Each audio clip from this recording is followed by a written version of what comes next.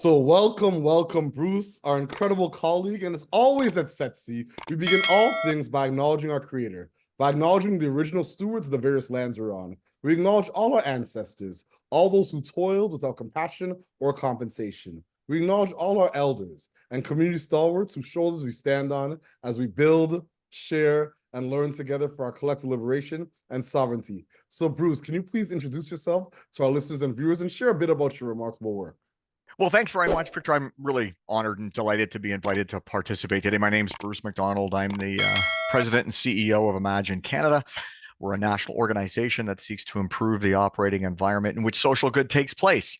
And we define social good as being registered charities, nonprofit organizations, and social entrepreneurs. I've had the great fortune of working in this sector my entire career, working with everything from young people to persons with disabilities, older adults, community service clubs, and it's wonderful to engage with folks from right across the country.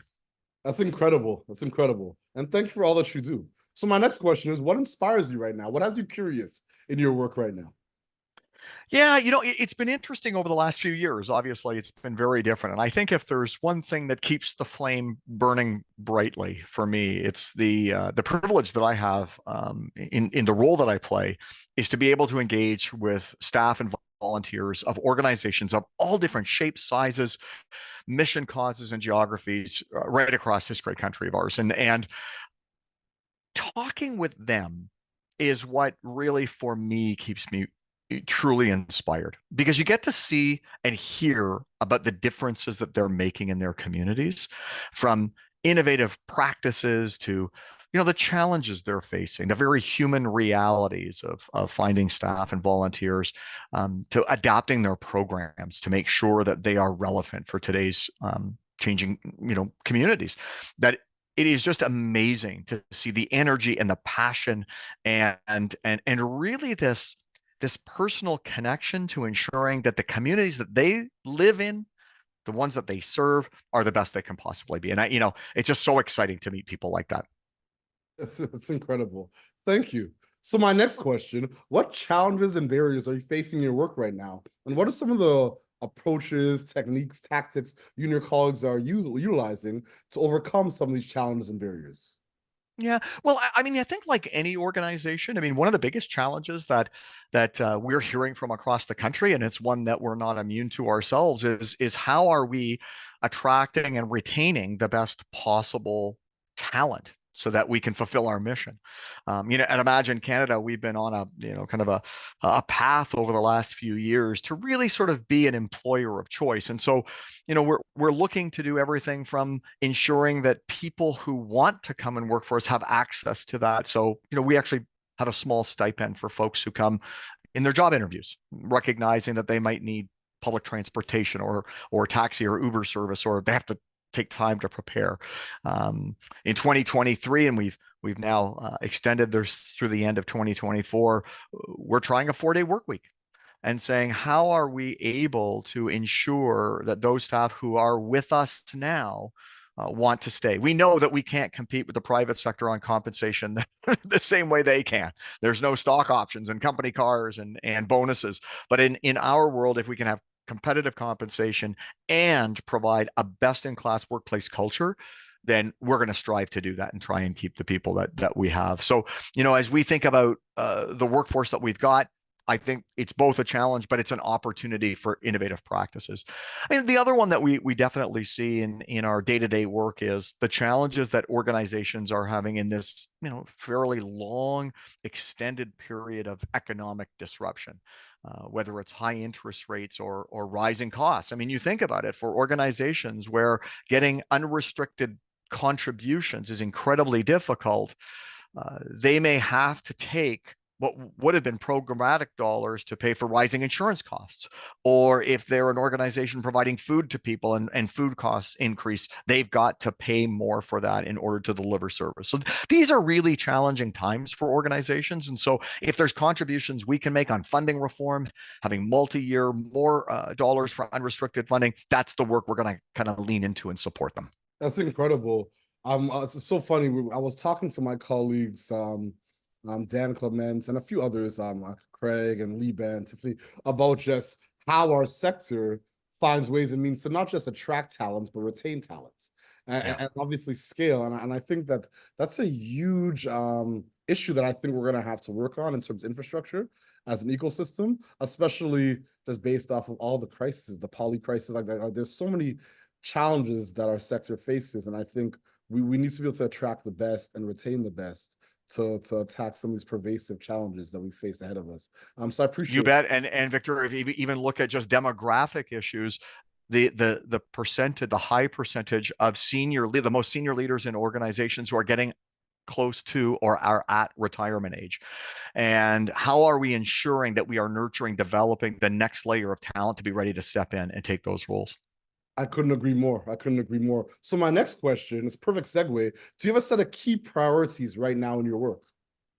Yeah, absolutely. I mean, our priorities as an organization really stem from our strategic planning framework and our theory of change, and they're reflected in our day-to-day work. So I'm just going to give you sort of three examples, and we just sort of touched a little bit on one, but it's this idea of improvements of funding. And so for us, this really reflects itself in work that we do with the federal government, and funding reform is one of four key priorities that we're working on for this next federal budget and in future federal budgets, ensuring that more money flows in agreements reflect best practices, and money flows differently than it has done in the past to ensure that more organizations are being eligible to receive those kinds of dollars. The second, and again, we've been touching on these already, looking after the people in the sector, work in this highly competitive labor market. I mean, I know private sector leaders who pre-pandemic were already talking about labor market shortages in their respective fields. And we want careers in this sector to be the place to be. As young people who really want to work for organizations and companies who are aligned with their values, why not look at social good type entities as a place to realize those values? So for us, much of our work is around how are we supporting those organizations, knowing that less than 1% have paid talent for human resources. How are we supporting them to improve their practices right across the country? And I think the third one, and it's sort of a way of working, and it really is bringing a plurality of voices together on issues, and engaging with more and different organizations to achieve our mutual interests. So for us, this isn't about changing the seats at the table. It's making more seats available at the table to ensure that it's not organizations like us, the same old group that's been around that table, which is good. We should still be there, but we need to have other voices there that reflect the changing nature of Canada, the changing landscape of our community. So those are really three of our main priorities out of our theory of change.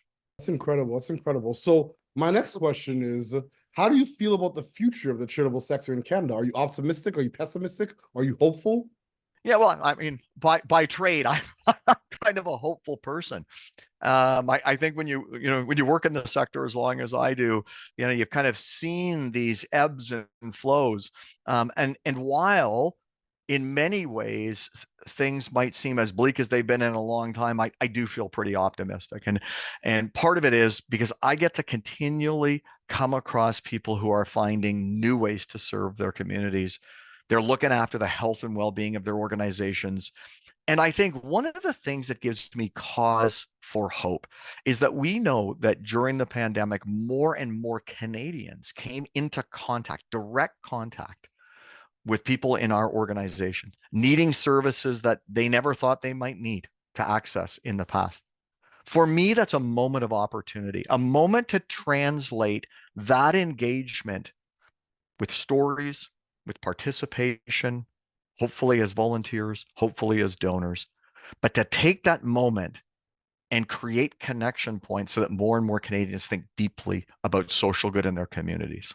Incredible. I couldn't agree more. So my second last question, what is your ultimate goal? And what does success feel like and look like to you and your colleagues? Yeah. When we think about the contribution we at Imagine Canada can make, we really think about existing to improve the operating environment in which social good takes place. How do we shift the system so that the leaders of organizations working with very specific missions, causes, sometimes geographies, can succeed? And for us, we look for progress on aspects of our work, whether it's creating data to help with decision making, so folks are better informed around making choices, or it's progress on public policy. And I think, we think about the most visible for many organizations was being included in the main federal support programs like the emergency wage subsidy program. That was about a $4.3 billion investment in charities and nonprofits, let alone the rest of Canadian industries. It's about enhancing trust in our sector with Canadians. I know in the context of Imagine Canada, it's about our standards program and how can we demonstrate the highest levels of good governance, transparency, and accountability. It's about strengthening the workforce, and the provision of HR intervals is a free service. And our commitment is to make this free so that organizational leaders who don't have a human resource manager or director can go and find the latest employment legislation and innovative practices on equity and inclusion and how to do good job descriptions. It's improving fundraising. And, we are really working to ensure that we do this in a networked way, that we're engaged with other organizations, because we are, as a sector, a critical part of the fabric of our society. And we need to be here for the next disruption or crisis to be able to look after Canadians when they turn to us in their times of need. Indeed, indeed, indeed. Thank you. Thank you so much for all those remarkable insights, your candor and transparency as always. So my last and final question, do you have any closing thoughts or calls to action for our listeners and our viewers? Absolutely. Well, always. Always got something to say, Victor. So thank you for the opportunity. I think if there's one message to maybe leave with folks, it's around, if we are, as a sector, collectively going to aspire and realize the broad goals that we have, we all have to get in the game. And what I mean by that is there is an opportunity to leverage our collective strength. We're already in the game, like every day, doing the work. But if we want to make the big systemic or system-wide changes that we seek to change, it's critically important that we dedicate just a little bit of time and energy to do that. And that can range. It can be everything from a 30-second investment of time in joining an advocacy campaign. It could be more in-depth, sharing stories of both challenges and successes. And it could be even engaging in cross-sectoral working groups. If we can leverage this collective strength, I personally believe that we can make progress on our collective goals. That's incredible. I appreciate you, Bruce. It's always a pleasure to build, to learn. Your consistent tenacity for our ecosystem and your ability to share your insights, and not just insights, but actually the work that you're doing on the ground as a thought leader and as a practitioner is truly inspiring. So once again, I appreciate you for all that you do. And as always at Setsi, we close the way we began this conversation, this interview, by acknowledging our creator and giving thanks, by acknowledging the original stewards of the various lands we're on. We acknowledge all our ancestors, all those who toiled without compassion or compensation. We acknowledge all our elders and community stalwarts, whose shoulders we stand on as we build, share, and learn together for our collective liberation and sovereignty. Thank you so much, Bruce, for all that you do for so many. And thank you, Victor, and to you and to Setsi for the incredible work it's doing.